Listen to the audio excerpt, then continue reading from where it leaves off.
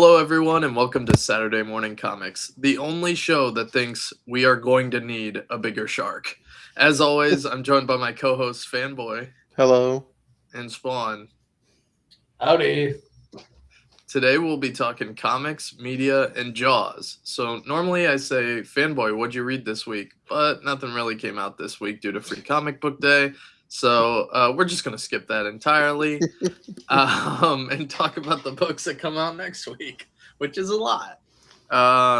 So starting off, Daredevil issue 2. Yes.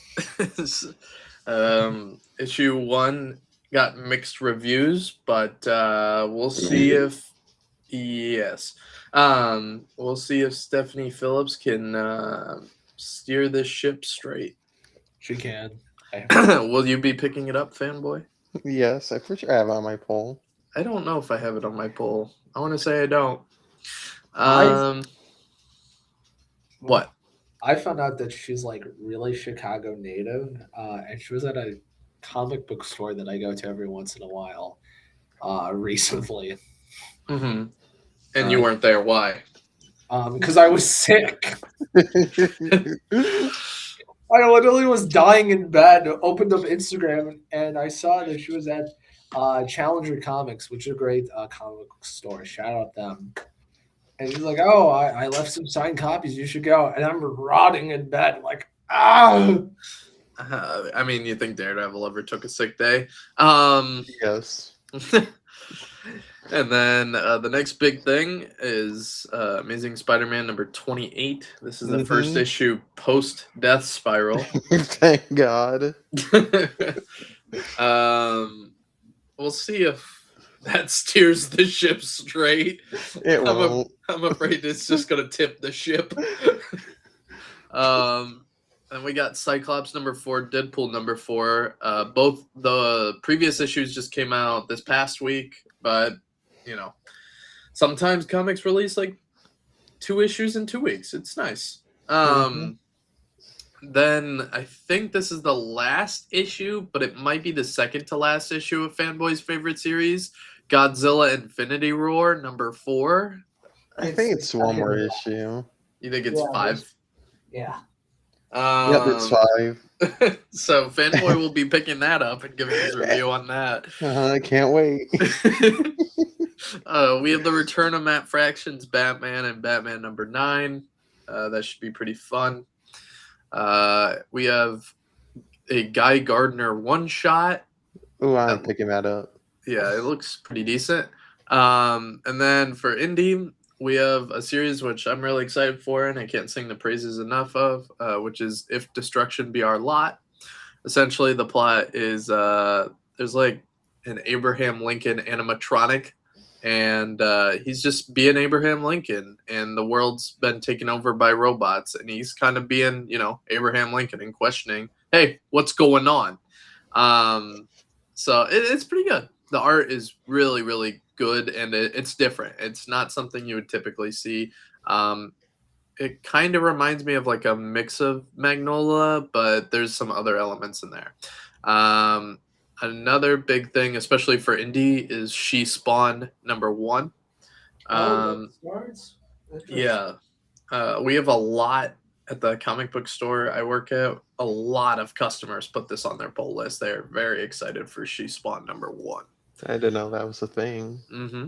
And then we have a Energon Universe 2026 special. So this should tie in all the titles, I believe. Is that a free comic book day? Yeah, Sure that's the it free is. comic book day one. Is that not coming out on free comic book day? I think that's just a preview. I think this is the actual full book or something. Interesting. I don't Well, know, that's a San, right?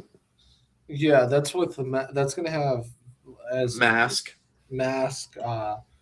G.I. Joe, all the Energon stuff. Well, I guess it is. That's interesting. I know Mask doesn't release till like I think the end of the month. May. It is the end of the month of May. Because Final Order cutoff was like 2 weeks ago or something. So Yeah. no. they're doing a blind bag for that for all you blind bag freaks. Can't wait to pick it up. No, I'm not. I'm not even. Fuck Before I up, finish talking, there's only like 2 other books, but Yeah. speaking of blind bags, Mhm. Marvel is doing a blind bag with surprise, yeah. But it's like Doctor Doom blind bags. I don't know if you guys saw this. It's $15, and I think you get what? Hold on, you get like 3 different comic books of Oh, Okay. like okay. Doom's early appearances. Oh, I and think I stuff like saw that. that on Facebook, but I thought it 'Cause was like a comic book store thing. Final order cutoff was Sunday, I think, if you wanted to order think- it. But I'm it looks good. really cool. Let me see. Will you be picking it up as a blind bag hater? I might like. Whoa. It's called the 616 day mystery bag. If you want to look it up. 616. So it's gonna come out June 6th. Yeah. So okay, here it says it will have either its original cover or a variant cover by modern superstars, and their takes on or some of the comics you can get are Avengers 25. So Avengers 25.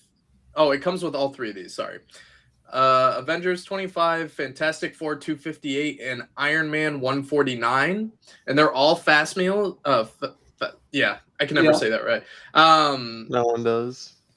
They're all fast meal editions, so they keep their original ads and everything. And then because it's a blind bag, you have a chance of getting them drawn. One of them, I don't know, you might have seen it on the Twitter, but one of them is a Peach Momoko variant cover. Oh, is that the Fantastic Four cover? It is. Yes. Okay, and That's a good cover. maybe the- I'm still skipping it. The other one is the Avengers cover is drawn by Alessandro. I'm gonna butcher you, so I'm just gonna call it Cappuccino. And then the Iron Man one is done by Dan Panosian. But they look really, really good. Like all the covers look really good, and you get all 3 of those books. I'm pretty sure. So, I'm maybe. I'm good. I'm a one and done kind of person. It says some bags contain an ultra rare surprise, which I believe is going to be a ticket, like to the premiere, because they did that with another book. I don't remember which one it was though. Then it's also there's going to be one exclusive black and white edition of Doom Quest #1. Yeah, so it might be something worth checking out. Maybe. And then the last 2 books that are coming out next week are Royals #2. I really liked Royals #1. And then the big one is Ben 10 #1. Hell yeah. I don't know if I'm gonna pick that up. I already put it on my pull list. Yes, and it also has a blind bag, so it does, and it is $10. $10 for Ben 10, guys. I mean, it makes sense. Ben $10. The guy that is writing the series, Max, is the guy that's currently writing Spider-Man. So, oof, God, Well, so yeah, that's true. So we're gonna do we're gonna do a little segment. Because we didn't talk about what we've read, we decided that we're going to come up with our own comic books and do a little pitch. And so, Fanboy, why don't you kick it off? Why do I have to start? I mean, Max can start. I'm not starting. Mine's the longest. I mean, mine is kind of short, but Fanboy, do you want me to start this off? no, I'll start. Okay. Yeah. So I just wrote the outline. Okay, so first tell us your name. Hello, I'm Fanboy. Hi, Fanboy. Hi, Fanboy. This is my comic pitch to Rob Liefeld. Oh, Shout out Rob Liefeld. We want you on the podcast so bad. I mean, I agree with some of his opinions, you know. yeah. Anyways, yeah. So the title of the book is called Fallen Angel, Okay. and imagine like Punisher if he was the angel, basically. The Angel. I mean, I don't have like the name for the main character yet, so I Okay, just okay. called him Angel. You could just okay, but he is an angel, is what you're saying. Yes, but but here's the thing. Like angels are not supposed to, interfere with humans. If there's like a demons, then it could interfere. Right. But something like a criminal or a mob boss, they can't interfere with that. So Mr. Angel was like, you know what? I'm tired of this BS. I'm gonna rip off my wings, then go to the Ooh. human world. A fallen angel. Yeah. Hey, that's the title. Peter Griffin pointing at the screen. He said it. Basically, he does what the Punisher does, punishes people. And there's only like his neighbor that knows about him in the first issue. But at the end, that's when he finds out, oh shit, you're an angel, because he was injured and there's blood on the floor, from his recent attacks. And there's a detective that's like trying to figure out what the hell's going on.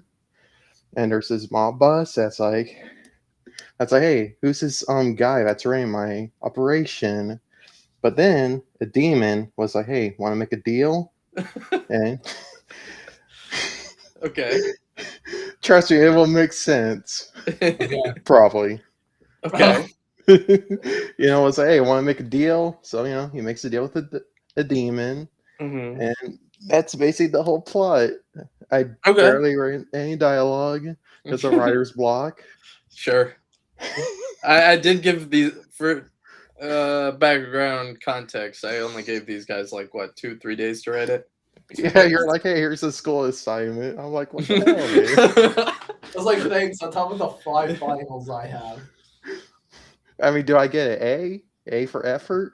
Well, you were supposed to pick an artist. Did you pick an artist? No, like I'm trying to pick like the perfect artist, but I don't know, like something like in the like it's grungy, like 80s type stuff, like early Hellblazer. That's good. Okay. I mean, it's not gonna be like the recent Lobo books where it's all cartoony. That's much I will say. What publisher would you do? Oh, Image, easily. Image. Okay. You want to go next, Max? I guess.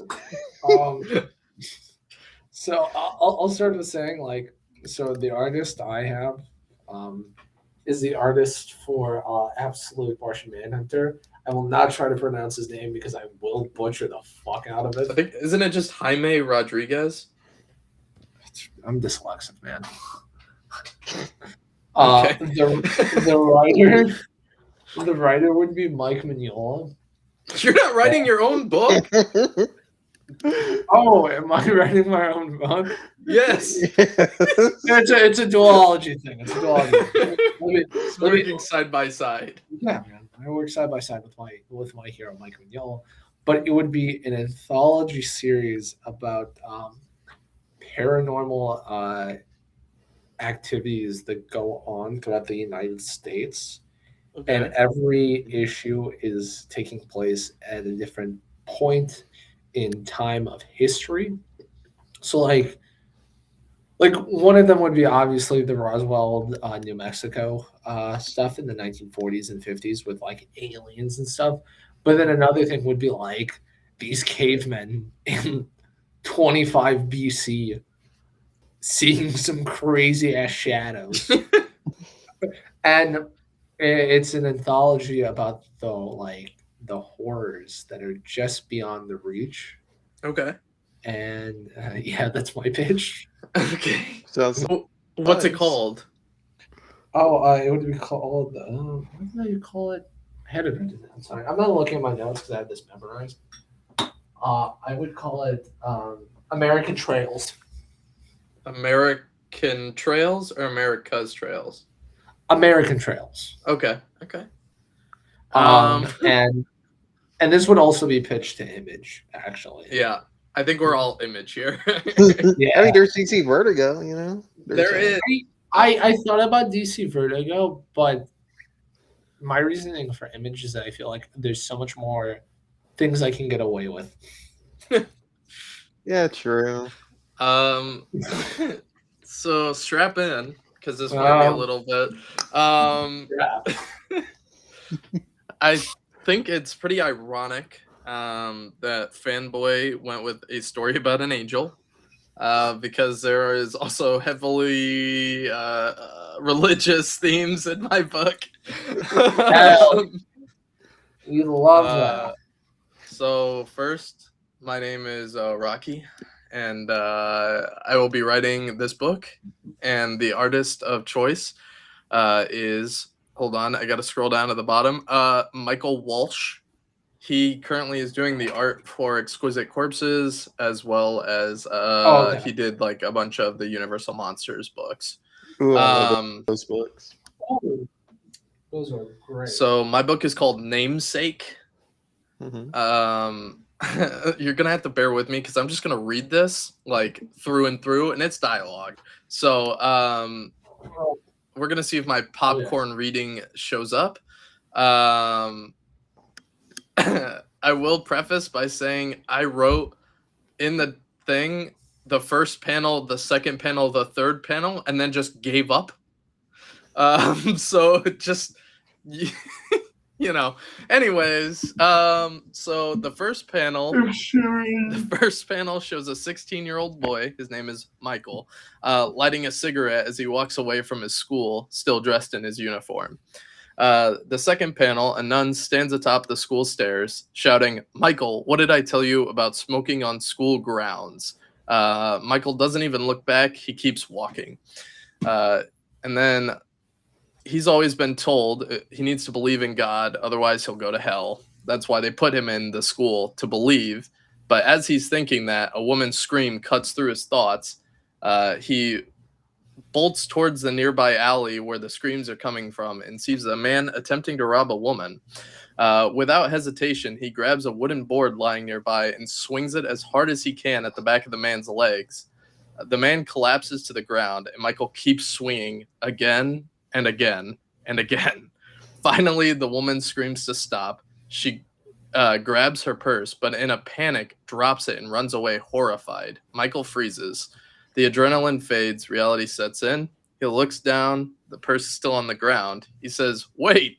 grabs it and starts running towards the end of the alley to catch up with her. But as he's about to exit, he slams into something solid. He stumbles back, confused. The alley has changed. Where there should have been an open exit, there is now a wall with a single wooden door. He slowly reaches out, opening the door, and is swallowed by a blinding white light. "Welcome, Michael," a voice booms through the endless white void. Michael squints, pulling out his last cigarette. He tosses the empty pack to the ground and crushes it under his foot. He tried to light the cigarette, but nothing happens. He says, "Hey man, you got a light?" A sharp snap echoes through space. A blue flame flickers at the top of his cigarette. Michael takes a long drag. "So, am I dead? Did that mugger kill me? Is this hell because I don't believe?" The voice laughs. "Quite the opposite. You killed that man." Michael, now stammering, what?" His hands begin to tremble.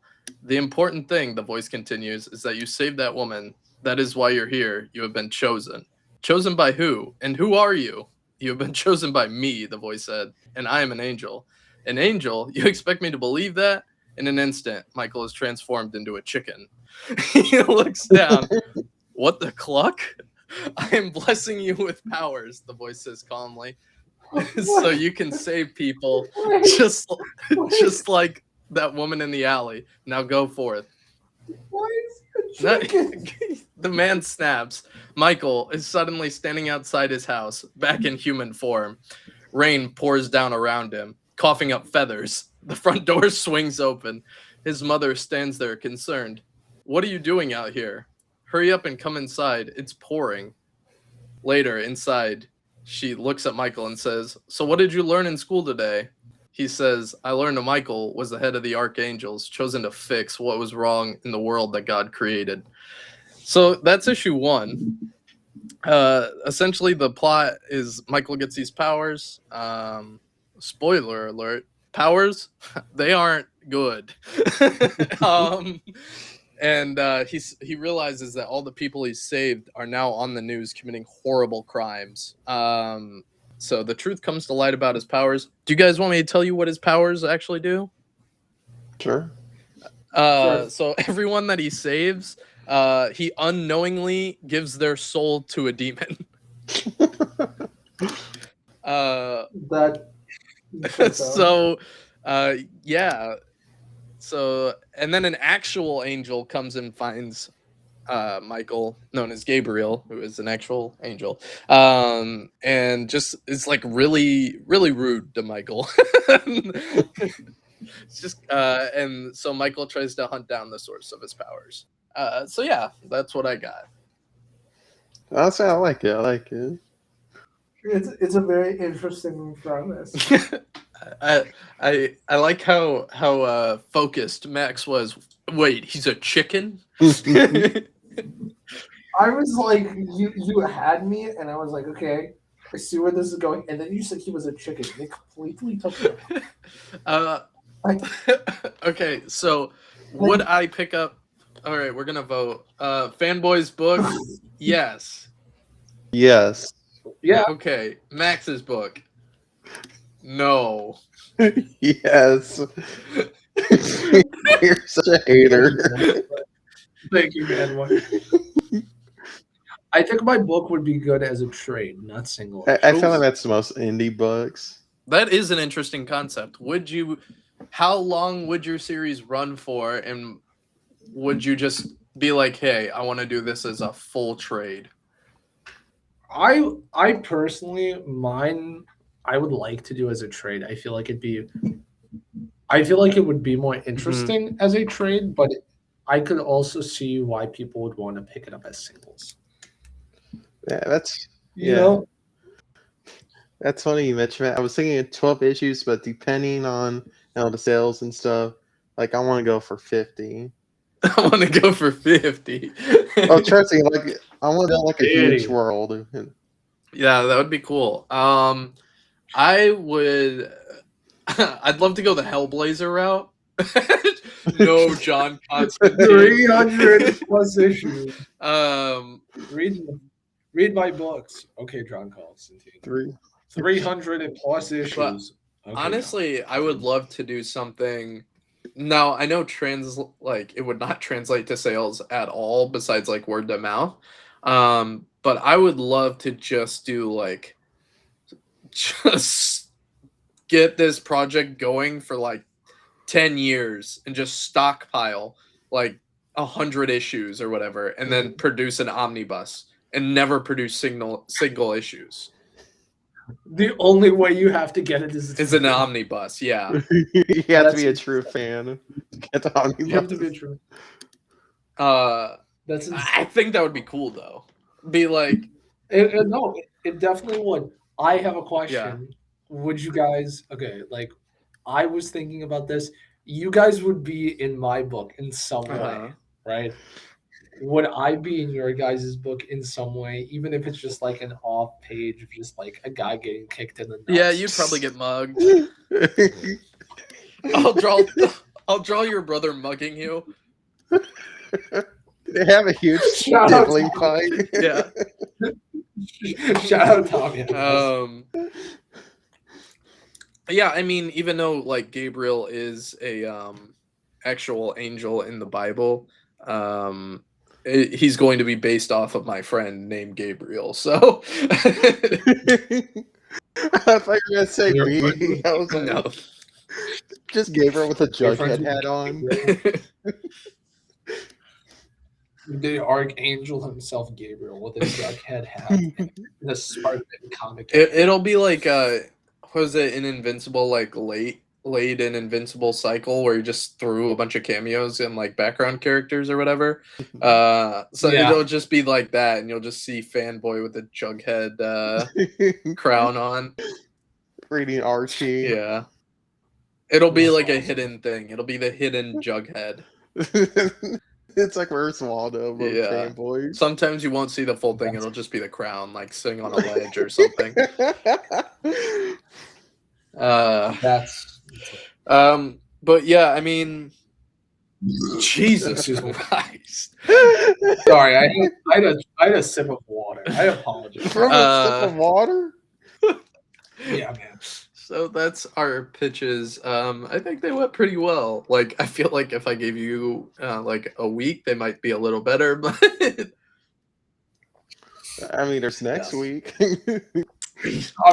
Max would not be on next week's show if I told him he needed to make one. He's got too much stuff going on. Dude, I have to pitch a whole TV show in 2 weeks. Yeah, and guess This who was was your asked to practice. co-write it? Not me. I'm not writing. When I write the script, I'm gonna have you guys write it. Okay. Okay. I can't write my own lines so I I'm can be making in the show. I'm gonna. Hell yeah. I really want to incorporate some sort of joke about a Vienna sausage. Anyways, It's the 1950s, but sure. it's in the 1950s. Yeah, Oh, it's a period piece. who's on their period? Anyways, in other That was news, funny. Right. For you. Oh. Hello. oh, hello. Okay. That was weird. But anyways, Why you did that on purpose?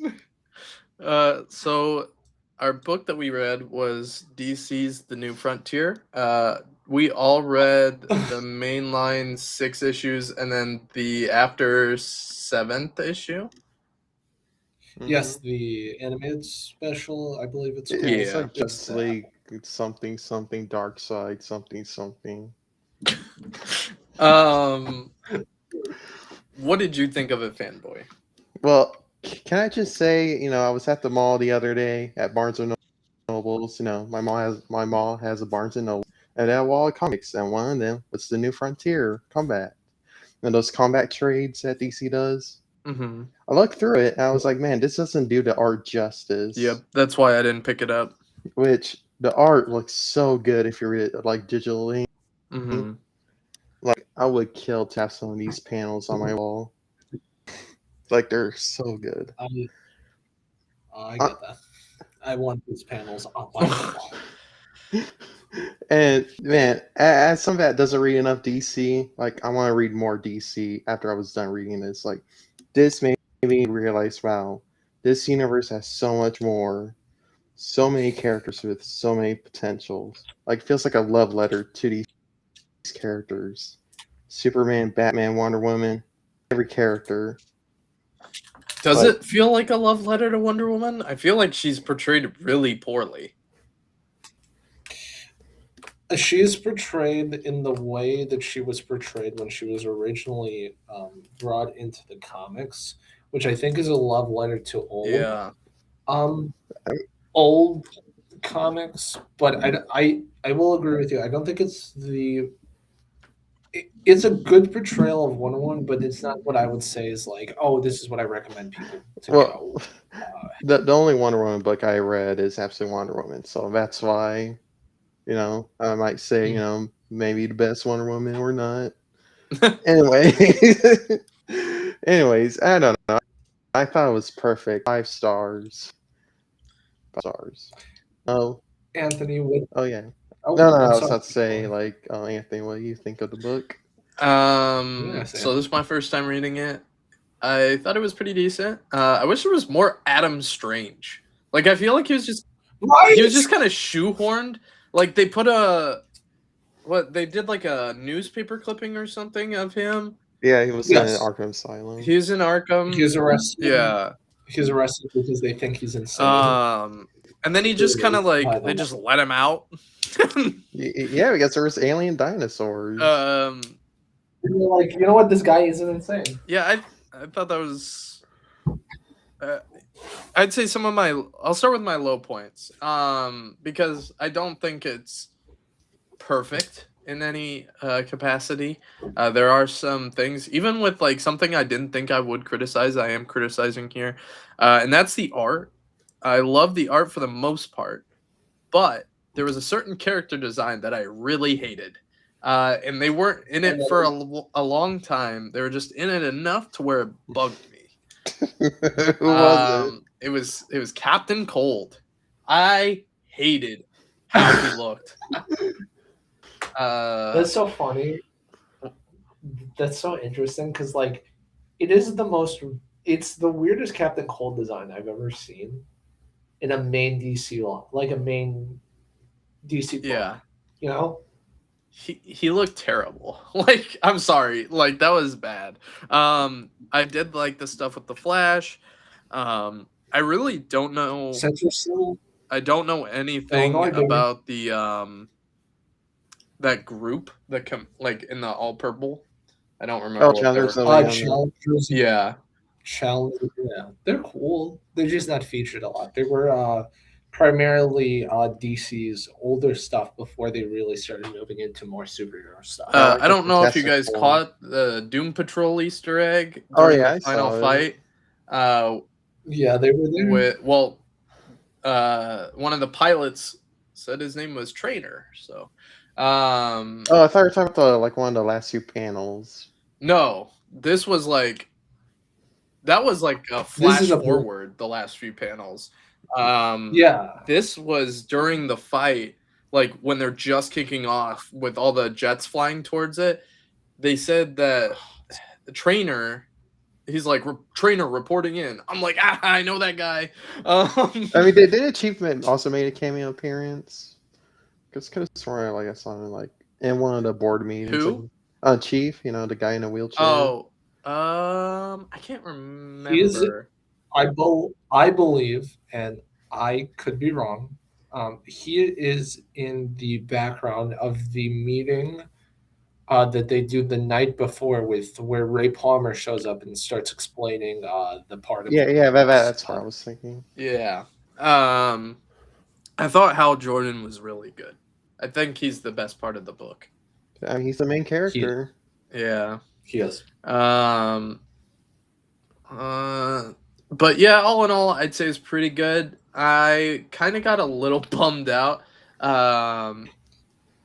because I think it's important. So it was 68 pages per issue, which I think is Yes. too much. And personally, I would rather have seen it spread apart and what would be 18 issues roughly.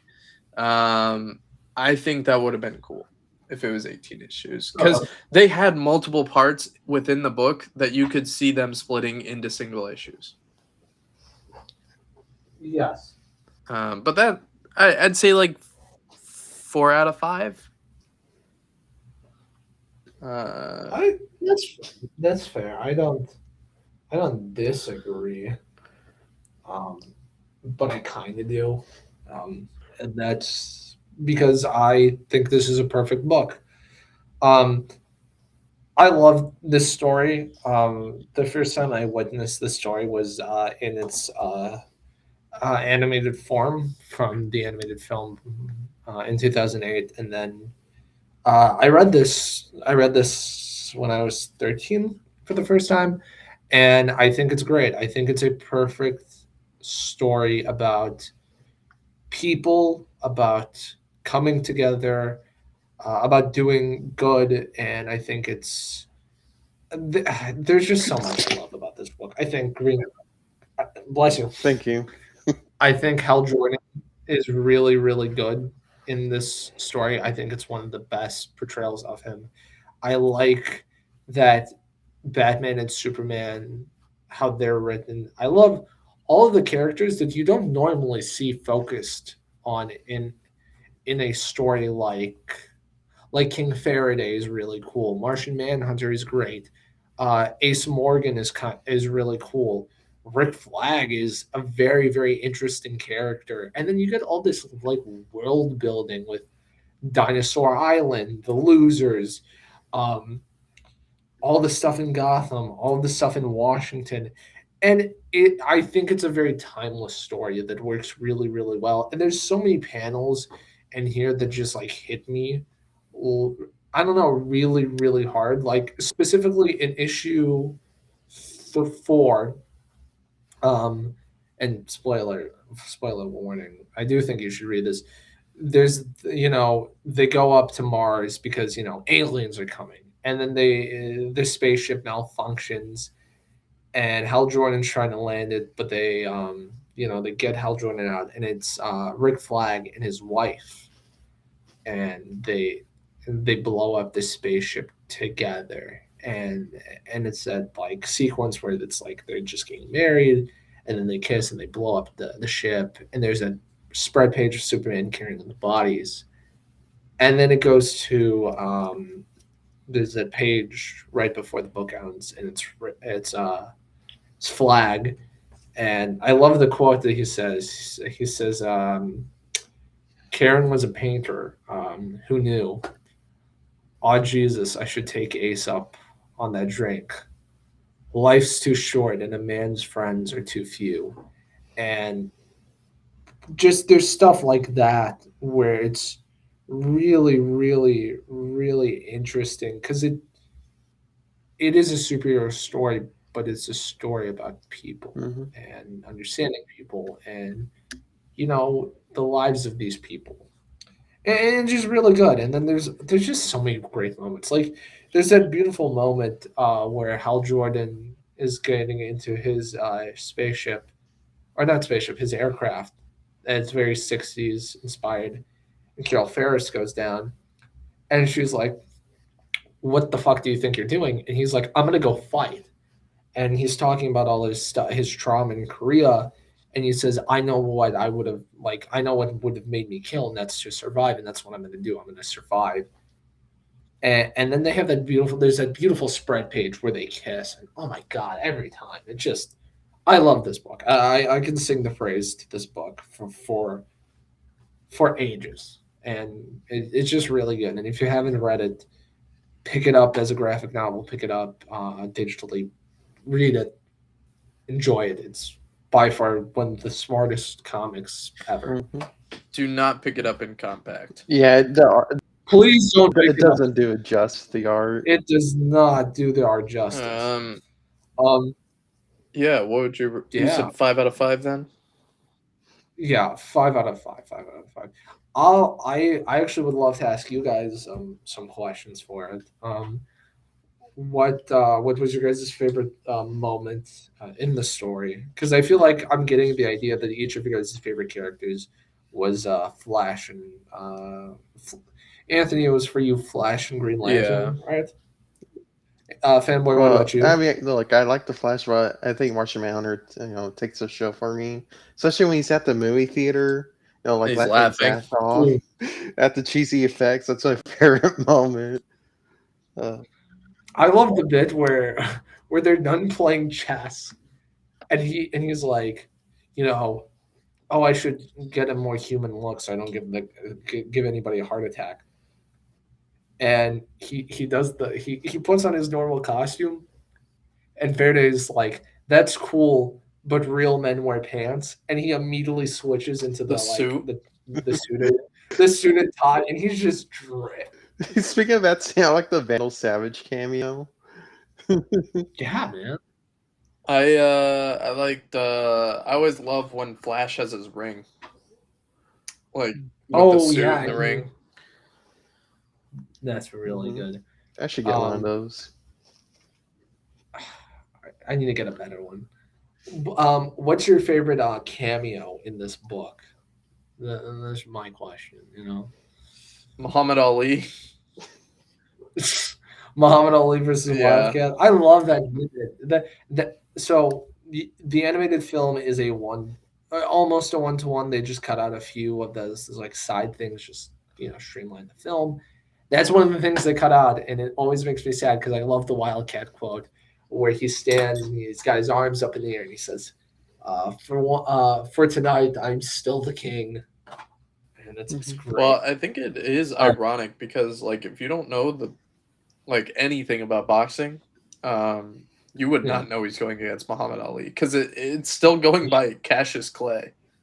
Yeah. Yeah, it's a very good, like, if you know your history kind of reference. Well, I don't know my history, so that part went over. Yeah, my- when I said so Wildcat beats Muhammad Ali, Finn was like, oh, okay. So, fanboy, what about you? What's your favorite cameo in this? I mean, I guess you could count this like when Martian Manhunter was, watching TV. He turns to Bugsy for one panel. Yeah, that is pretty cool. Like I just love that part. Okay, that's great. What is there a moment that made you just like chuckle or laugh? Because I love the bit where they're all getting ready for this meeting, and Faraday comes by to this to the coffee machine. The guy, and he turns to Flash, and he's like, "Hey, by the way, sorry for trying to trank you and take you away for government testing." And Flash just socks him in the face, leaving him on the floor, and Green Arrow's just laughing his ass off. But then he says, you got a nice left hook. Yeah. So that's like my favorite little aha moment. What does anything come to you guys' mind? No. I mean, it has to be the movie theater scene again. Like I just love that moment. I really didn't like Green Arrow's look. Is it because he doesn't have a beard? No. I'm not a fan of the Robin Hood look on him. Oh. I like when it's Speedy because that's like with the Oh. red, Mm-hmm. but I Yeah. don't like the green. Well, like dark green, like from Arrow. Yeah. So we got 2 wheels to spin. Yes, we do. So we're introducing the new wheel. Big wheels, small wheels. Big I'm very nervous about this guy. big wheel guy keeps on turning. I mean, so- that could be the name of the show. Big wheels, small wheels. Streaming now. All right. You know what? Shout out the Marvel villain, Big Wheel. All right. You guys see the Oh, he's wheel? in Doomsday. Yes. Yes. This is our short wheel. There's some stuff that's on here because I forget to hit save. So if we get something we've already done, I'll just delete it and we'll spin again. Yeah, let's go. Oh. Yeah, baby! For Hawkeye. Yeah, How long is this? It's a one shot. It's only like 2 issues. It's only 2 issues? It's a 2-part story. Okay. Oh, on a Marvel app, it's just like one graphic novel. Yeah, it's a graphic novel. Okay. It's So great. we'll be reading that. So good that Max is happy now because he won't be happy whatever we land on next. Oh, fuck. No. Wait, I actually don't even know. I only know my choices. Why is there so many books? Why is there? Oh, no. Oh Why shit! is Oh shit! there Backroom two number 2! Sorry, dogs. I was excited. So yeah, we're gonna be reading the Batgirl New 52, which through my copious amounts of research did reach 52 issues. So I love the 52. I gotta ask. Can we be transparent to me? And I'm the only a rest of the straight audience? parent. There's still the Star Trek thing. Is every New 52? Not book on the everyone. field? Okay, how many? The are ones that exceeded 13 issues or more. That's like more than 25. You didn't give me a number. You just asked if they were all on there, which they aren't. Oh, I can't wait! I can't wait to read that girl. Yeah. Girl. It's written by Gail Simmons. I don't know who Gail that is. Simone, but you tried. Gail Simone, I'm so sorry. Gail Simone, we love you on the podcast. Yeah. So what do we? X-Men. Somebody write this down somewhere. 'Cause I'm gonna X-Men, forget God. later. God loves, man kills. That's when God Loves Man Kills from 19. It's written by Chris Claremont. It's in my opinion the greatest X-Men story. No, ever that's written. debatable because I have to agree with you. I'd say whatever the one with like that weird guy with the motorcycle, that guy, the little blob. That's probably You the mean greatest. Glob? Huh? You mean Oh, Glob? Dupe. Dupe, yeah. Oh, No, I thought you were it's talking about Glob, my boy Glob. No, I was talking about Dupe. That's probably the greatest X-Men story ever told. Wait, is that on the wheel? All new dupe? No, it's not. Oh, that should be on there. He looks like a Isn't brown that is that dog. just a Anyway. one shot? No, I think it's 12, Yeah. 5 or 12 issues. I don't know, man. But yeah, so a lot Alright. of new 52 books are on there. And We then love- mixed in, there's like Batman, Grant Morrison. There's let's see, the West Coast Avengers run from like the 80s, just like some fun stuff, but mainly new 52. You see me software. See me software. I told you it was Russian roulette. You did. You know what you did. I can't even be upset. But And also, what? I think I remember Batgirl being good.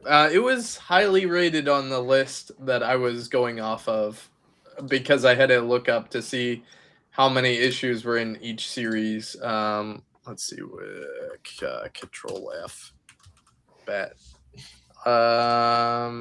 Batgirl. It's Batgirl is what we're reading, right? Yes. Yes, by Gail Simone. Not that one. She's in a few different series.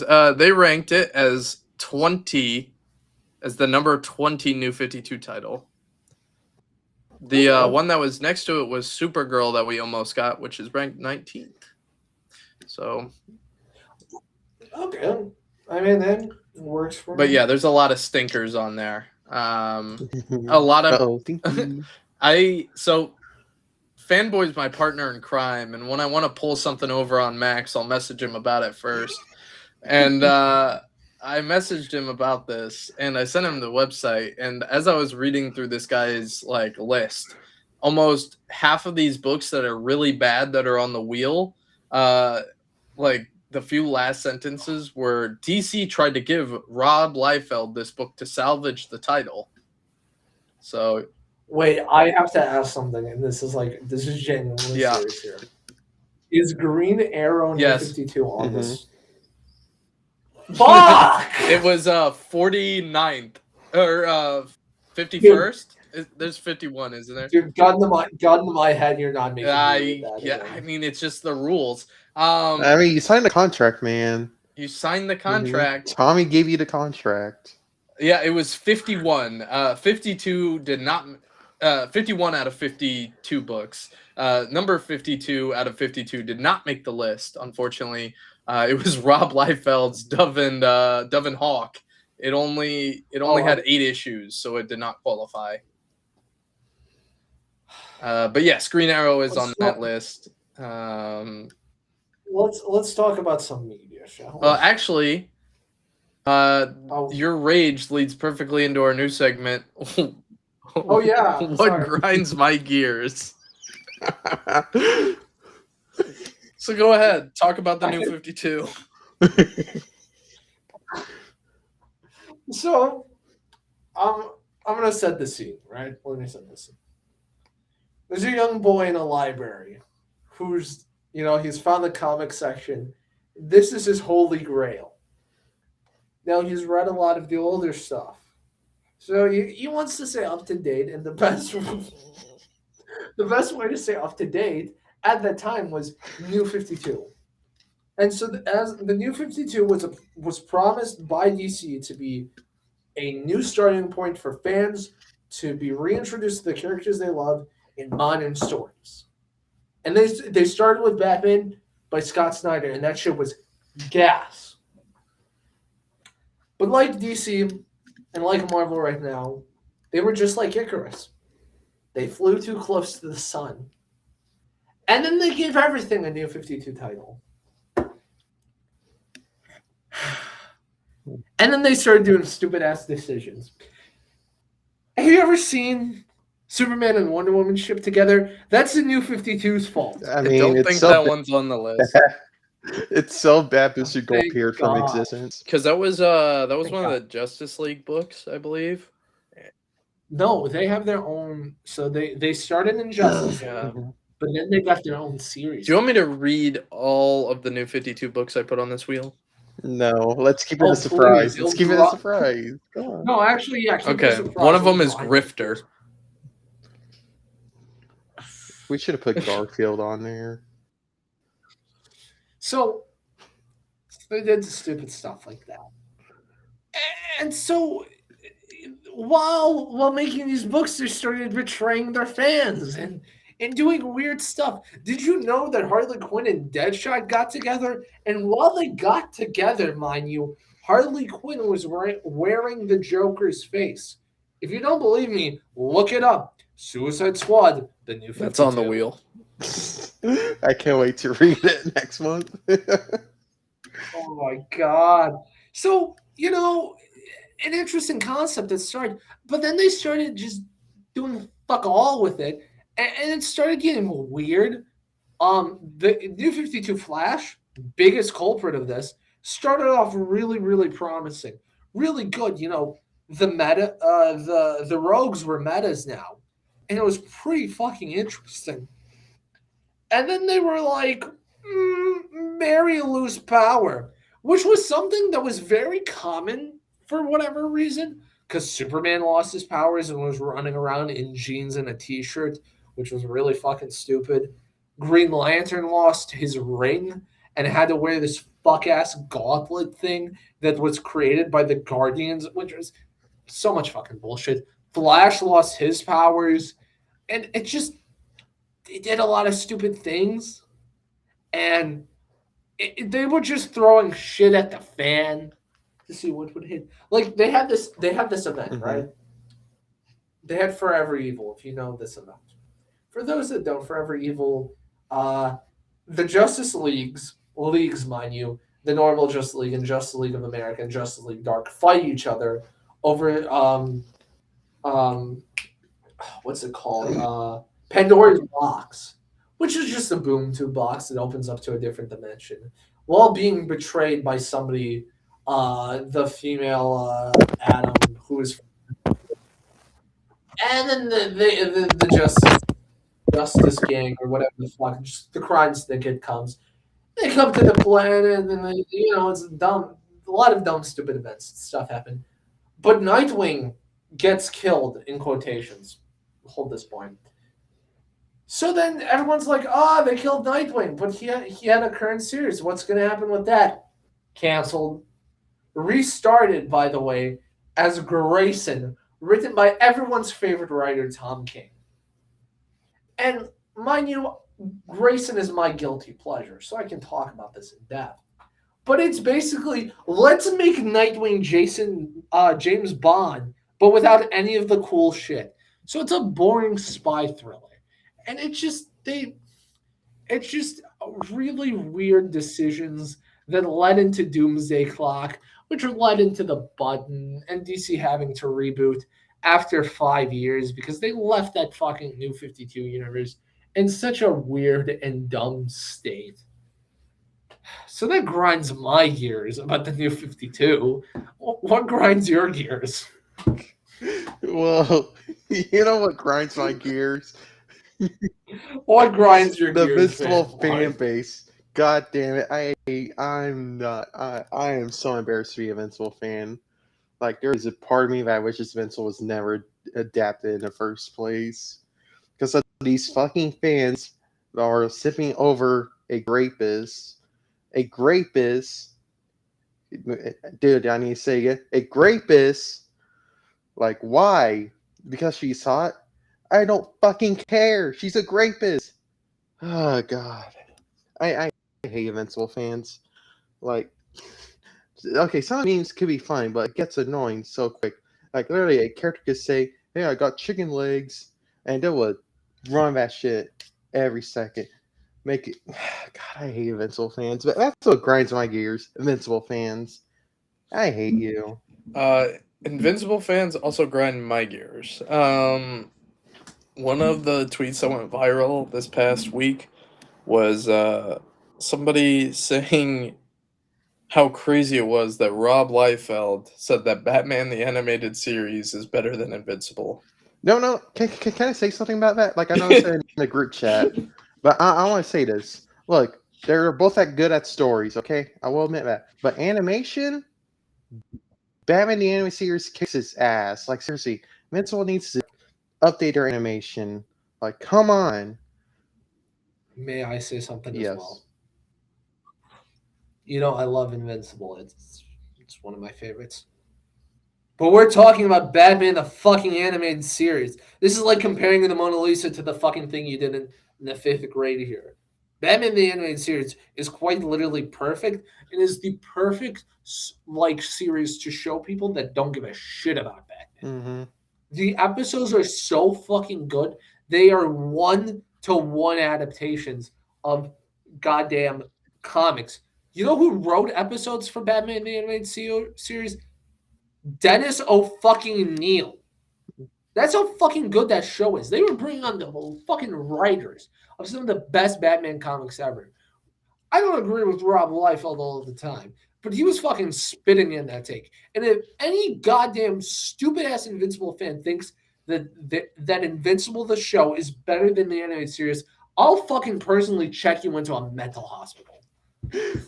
Can I just say I rewatched the Clayface episode? It was written by Mark Wolfman. Marv. Mark. Well, same thing.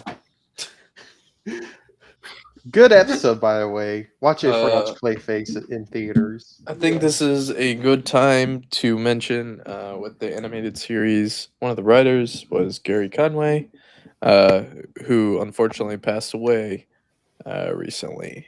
Mm-hmm. Yes. R.I.P. Mr. Conway.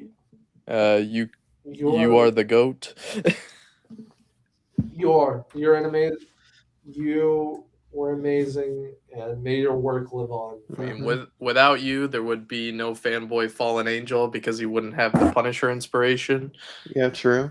And then also, R.I.P. to the creator of He-Man as well. So, and we're gonna move into Max's Media Corner. I don't think you really. Do you have a whole lot here? I just got Daredevil. I'm gonna be so honest. I'm not caught up on the boys. It's been a little bit of a busy week for me. I got sick, so I wasn't really able to watch too much. I just kind of dropped in bed. But I did watch Daredevil last night. Fan, were you caught up on Daredevil? Yes. God, wasn't that fucking peak? Yeah, I thought it was good. Wasn't that shit amazing? Man, oh man. Matt Murdock in court. Mm-hmm. He's back at it again. Dude, he comes in with all of this aura. And he also brought Daredevil Born Again comic with him. He did. Real as fuck, because that's what I would do. No, I thought it was a very good episode. I think, yeah, every character really got their moment to shine in this episode. I really love what they did with goddamn Karen and Heather. That was, oh my god, so good. They were just like going back and forth at each other, and it was great. And I was personally surprised they killed off Michael Giovanni's Gandolfini. I don't know why the fuck I was saying Giovanni. Gandolfini's character. I'm very surprised they did it, but it's a very interesting move, and I'm very excited to see what happens next. Yeah, that's like my quick review. I think it was really good. I think everyone should be watching Daredevil right now. Yeah, I thought it was good. Nothing much to say, honestly. All right. Yeah, that's kind of it. So lastly, we all watched Jaws. Mm-hmm. I'm gonna be honest. Anthony, how about you start off? Yeah, start us off. That is Anthony. okay. There's only one scene that really like got me like, oh, okay, and that was Quint's. Is it Quint? Quint, yes. Quint's monologue about the SS Indianapolis. No, it was his death. Oh. Okay. That was the only part that I was like, oh, okay. But other than that, I have this awesome thing that I'm sure, being a film student, you love, which is Yeah. me comparing movies to other movies around that time. And I'm gonna be honest, I'm pretty sure the original Mad Max was around that time. Which, yes, it was also in the 70s. Much rather watch Mad Max. I'd rather watch neither. At least Mad Max looks significantly worse, but I don't know. I just think there's like a thing. There's a pacing issue with this movie. I think. Fanboy, what do you think? Before I Well, go into this. Yeah, I'm very I'm gonna sure be, one. Mr. No Fun here. I thought it was, okay, overrated. Not the best I'm seeing Spielberg. Like, I'm sorry, but like I did shit all the way through, and I was kind of bored halfway through. I was like, man, you could avoid this shark if you stay out of water for 2 weeks. I thought the lingering shots on the scientist guy were a little much. On Ed Brody? No, the other one. Oh, on Yeah. Hooper. They just kept zooming into his face, and he'd just like give the most bewildered look, and they'd hold it for like 30 seconds. Mr. Hooper. Also, did you guys get weird cuts in the movie? Like, I watched it on Netflix, and like what's the cop's name again? Yeah, Brody would like it wasn't really monologuing, but he was explaining something, and like mid-sentence it just cut to a different thing. I mean, I also watched it on Netflix. I didn't have any problems with it. I didn't have that.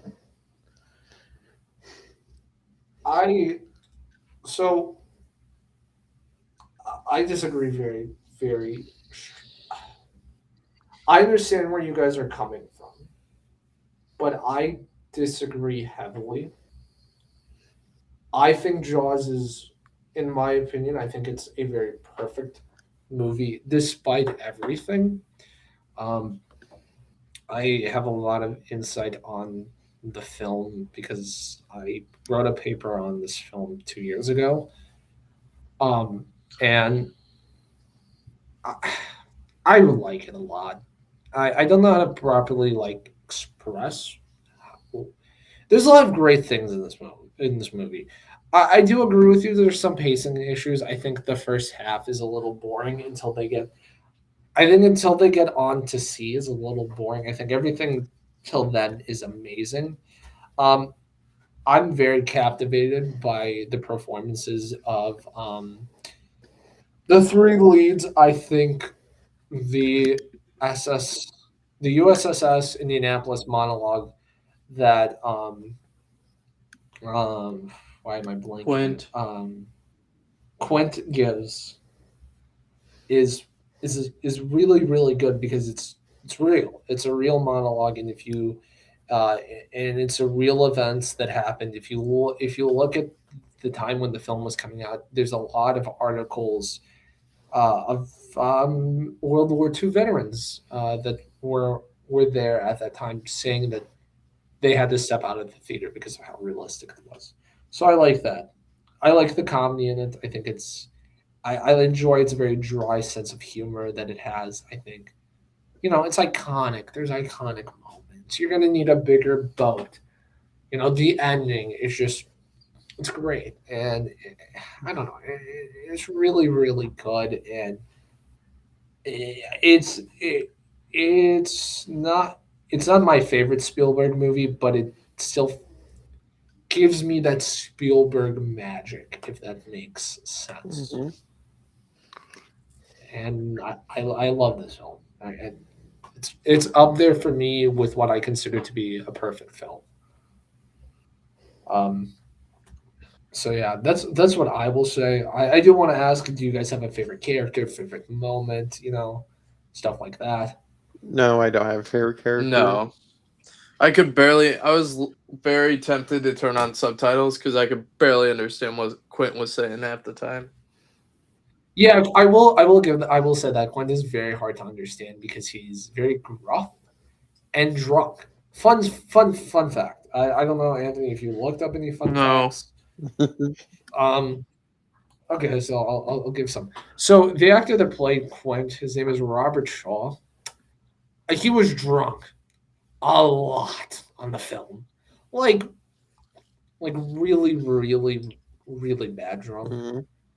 Him and the actor that played uh, Matt Matt Hooper or Richard Dreyfuss, they got into fights a lot on set, and specifically during the SS Indianapolis monologue. He did that in one take, drunk off his ass, and then like so they did it that night, and then he called up Spielberg the next morning and was like, I made an ass of myself and I disrespected you. Can I try it again? So it's a very subtle cut, but you can tell when he's drunk and when he's drunk. Um, Jaws is also based on a book by the same title. In the book, you get more insight on these characters. A very interesting and weird thing I know is that the reason why the mayor wants to keep the beaches open, besides him being a horrible, horrible person, is that he's in debt to the mob, and he needs to um, like get all this tourist money so he can pay back the mob. Um, so there's that. There is also, and this is the very not I guess not a fun fact, but something that did happen after this film is that because this film did scare people um, with sharks, because sharks they're not, if you leave them alone, they won't fuck with you. Shark hunting and shark killings went up so much after this film came out that they became an endangered species for a little bit. So yeah. I think it's overrated. Final thoughts. Can I quote my favorite Letterboxd review from this movie? Sure. If it's not No, mine, it's then not. It's Yeah. from Matt I Singer, know. and he gave it 5 stars. And he says the tragic story of a bunch of alcoholics who hunt down and murder a fish for a crime of being really hungry. I think that sums up the film. That's fair. That's fair. I don't know. I love this movie. I understand where you guys are coming from, but to me, this will always be a five star movie. My official letterbox review was 3 stars, and I said I thought this movie was about the James Bond villain. Boy, was I mistaken. I saw that. I was like, what the My hell? my letterbox review is a 5-star review. Follow our letterboxes. You know what we say about You don't every have to episode. follow Max's. He thinks every movie's a 5-star. Because I enjoy whimsy and I believe in the power of Yeah. I watch no movies, so yeah. You should all watch Yadong the Snitch. Anyways, it's time for us to spin our TV movie wheel. I hope Jeff gets a movie Yeah. in the MCU. I think that's when Marvel files for bankruptcy. Again. Again. Yeah. They have to sell Jeff's rights to Universal. Dude, the Jeff Jaws team up would go crazy. Jeff Jaws. Jeff Johns. Jeff Jaws. That's Jeff Johns for soda. Oh, I would love Jeff Johns to come on the podcast. Yes, please do. Jaws. Oops. Yeah, we're doing it again. But how you watch Jaws too? Electric Boogaloo. Dude, I'm not watching Jaws 2. Oops. Well, that's sorrow. We should watch the sequel to that. We don't have to. No, you're no fun. Oh, Dick. Dick. Yes, Dick I love Tracy. Dick Tracy. I love Dick Tracy. Clip it, clip it, There you go, clip check it, clip it, clip it. that. So this is. Oh boy.